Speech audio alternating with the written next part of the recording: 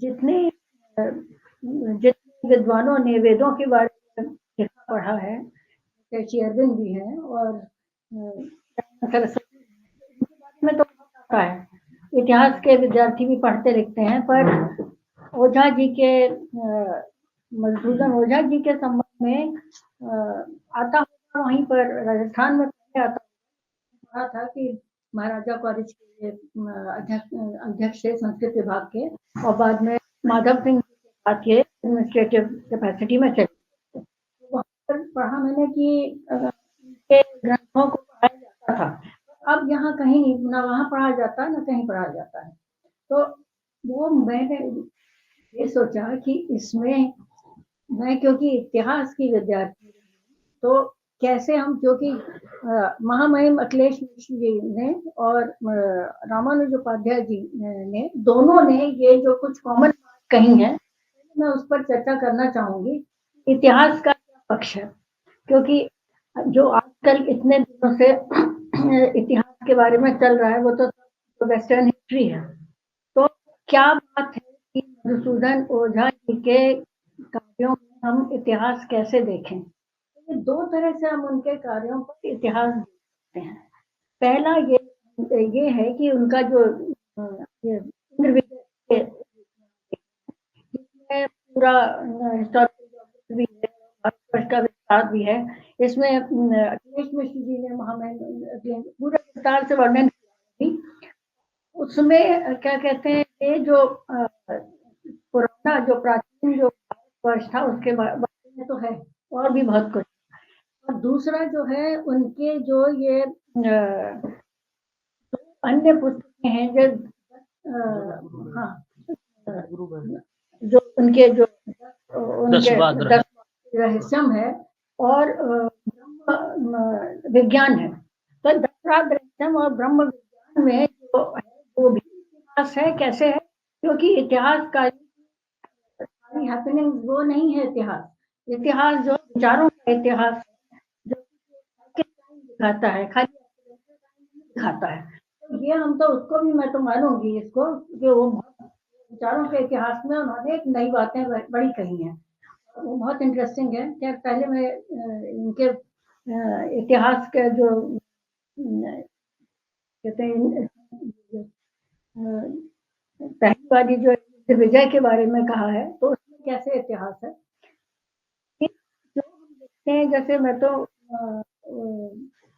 अभिनव गुप्त की जो भारती है जो कि आगमिक अर्था कर्म फल संबंध स्वभाव ये यत्र आसते तेन इतिहासे।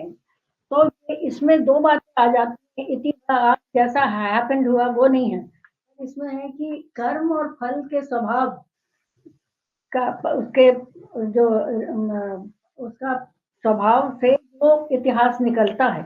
वो इतना सरल नहीं है, लीनियर हिस्ट्री नहीं है। तो उसमें बहुत सारे आ जाता है, धर्म का आ जाता है, और क्या कहते हैं हमारे मूल्य आ जाते हैं, और हमारे नॉर्म्स आ जाते हैं, सब चीजें आती हैं। वो जो चीज है वो इतिहास है। इसलिए हम ऐसी जो घटनाएं हैं, ऐसे इतिवृत्त हैं, आख्यान उसमें सेलेक्ट करे हैं मधुसूदन ओझा जी ने, जो इसको दर्शाते हैं कि महाभारत में भी वही आख्यान वगैरह सेलेक्ट करे गए हैं जो है कि सारे जो कॉज और इफेक्ट है उसको ही इतिहास माना गया है। और दूसरा यह है कि आगमिक अर्था कहा है, कहिए चाहे कहिए, तो उनमें जो शिक्षाएं हैं वो इतिहास है। जैसे कहते हैं ना अर्थ जो है वो इतिहास है हमारे। तो घटना चक्र वगैरह हम चयनित करते हैं जो हमको इस बात की ओर ले जाती है, तो वही इतिहास है। ऐसा हम समझे तो मधुसूदन ओझा की जो तीनों पुस्तकें हैं, मतलब तीनों है, दशवाद रहस्य भी है, और ये ब्रह्म जो विज्ञान है वो तो बहुत रोचक है, और ये इंद्र विजय भी तब इतिहास आप मान सकते हैं। तो ये होगा। तो इस तरह का प्रयास हम लोग कर रहे हैं। हम लोग हिस्ट्री ऑफ भारत में इसी तरह के इतिहास के सामने लाना चाहती हूँ। तो मेरा पहले तो यह है कि आप लोगों से परिचय हुआ, तो आप लोग का सहयोग मुझे उसमें चाहिएगा, ये बहुत अच्छी बात हुई है। दूसरा मैं कह रही हूँ कि जैसे कहा है इन्होंने, हाँ महिम जी, उन्होंने इसमें भारत परिचय, आर्यदासीय, विज्ञान भवन, दत्त निग्रह, इंद्र विजय, विद्याभिनंदनम, सबके बारे में थोड़ा-थोड़ा बोला है। जैसे भारतवर्ष के बारे में उन्होंने बोला कि 4 नाम है, नाभि वर्ष, आर्षक वर्ष, हेमवत वर्ष, तो इसके 3-4 हमको उल्लेख मिलते हैं। उन्होंने अभी कहा कि ऋग्वेद में जो हमको मिलता है, तो अग्नि को भारत कहा है।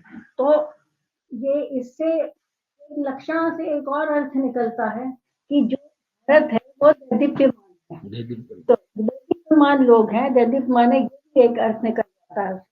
और बाकी तो उनका जैसे इसमें एक पुराणों में और जितने हमारे ग्रंथ हैं उसमें पुराना जो एक ट्रेडिशन थी, जिसमें कि सबके बारे में था, उनका वो क्या था, जब पारिप्लव आख्यानों में जब अश्वमेध का घोड़ा जाता था, जो बोलता था, जो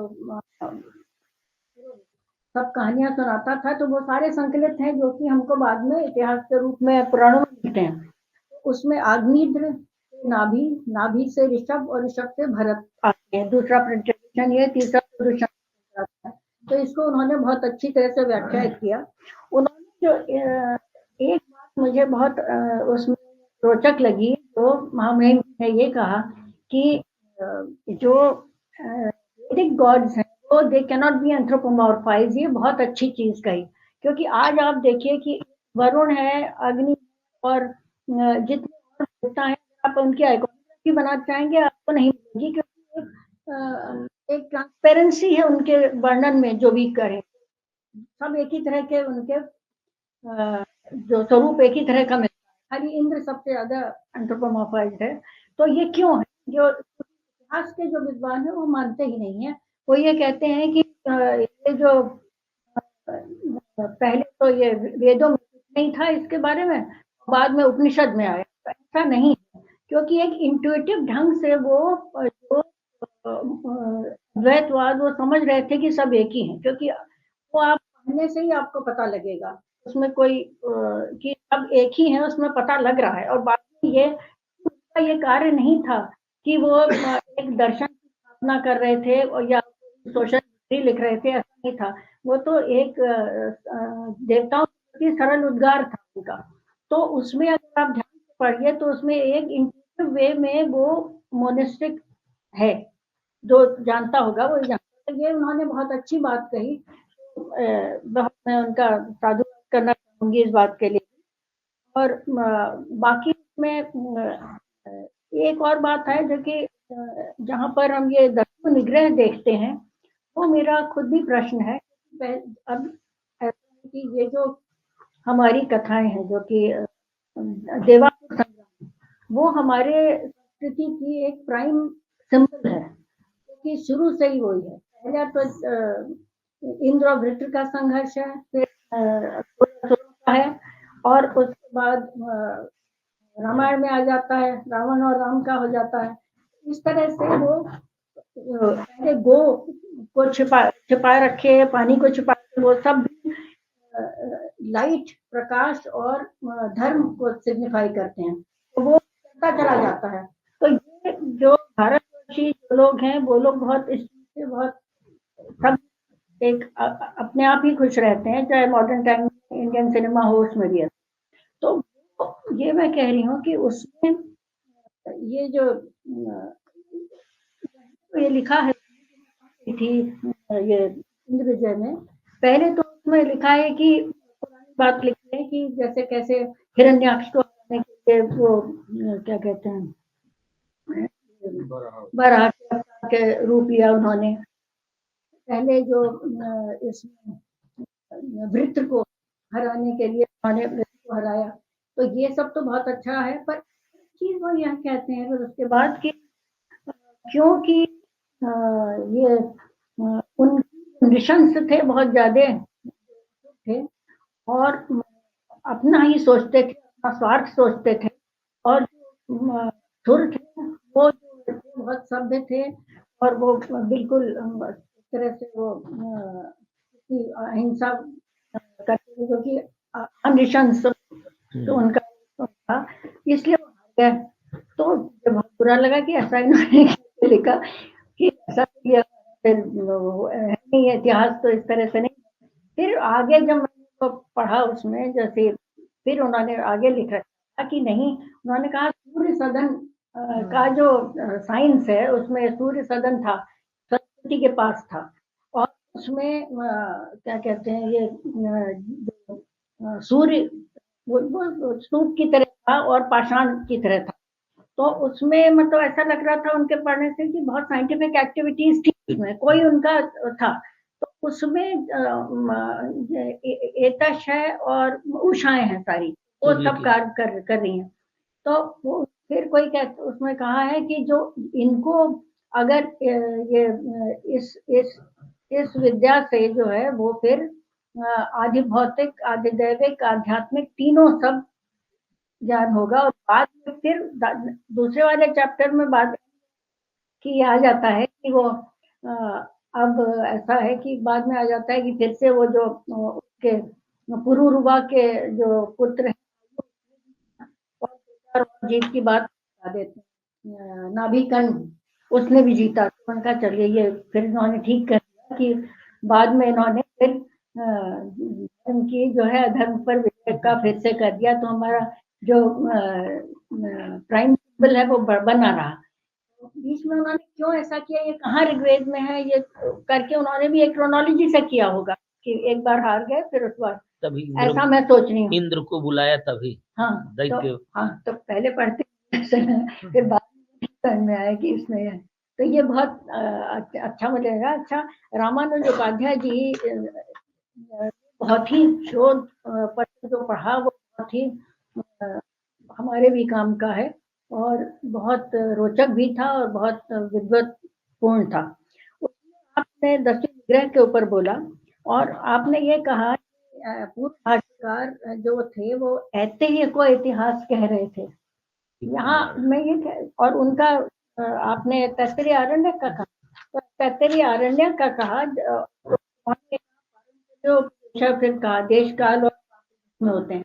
पर एक बात मैं आपको कहना चाहूंगी कि जैव सिद्धांत में जो जितने प्रमाण माने गए हैं उसमें ऐतिह्य को बहुत अच्छा प्रमाण नहीं माना है। उसमें कहा है कि ये ऐतिह्य तो ये है, मतलब उसको दूसरे प्रमाण से सपोर्टेड होना चाहिए, तब हम इसको मान सकते हैं। ये जैव सिद्धांति है। तो इसमें देखने की बात है, और कि क्या इसको हम मान सकते हैं। कहा है तो एक तो होता है कि जो जिसने कहा है, जैसे तैत्तिरीय आरण्यक ने कहा, एक जैसे कि अभिनवगुप्त ने जो अपने आप, भले ही वो 11वीं शताब्दी में कहा हो, पर उन्होंने अपनी दृष्टि से पुराना भी समझा है, ये भी हम कह सकते हैं। तो इस तरह आपने बहुत अच्छा कहा है मुझसे, मतलब इसको हमको इंक्लूड करना है हमारे जो हम के बारे में लिखना है, तो आप मुझे लिख कर दीजिए, उसमें थोड़ा सा आपका इंक्लूड करूंगी।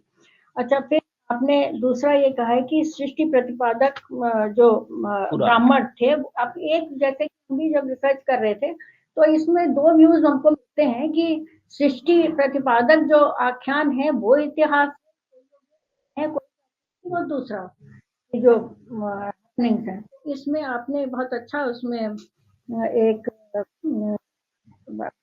आपने कंक्लूजन और निष्कर्ष किया कि जो वेद में जो शब्द हैं आपके, उनके आधार पर पुराणों की व्याख्या है, वो तो ठीक है। आप मतलब उसको एक आपने एक इशू अच्छा लगा ये वाला, क्योंकि इसमें दो मत हैं, हमेशा दो मत रहते हैं। तीसरा वो कहती एक मुझे थोड़ा जो दशवाद रहस्य है और जो ब्रह्म विज्ञान है वो मुझे उसमें बहुत रुचि दिखाई दी।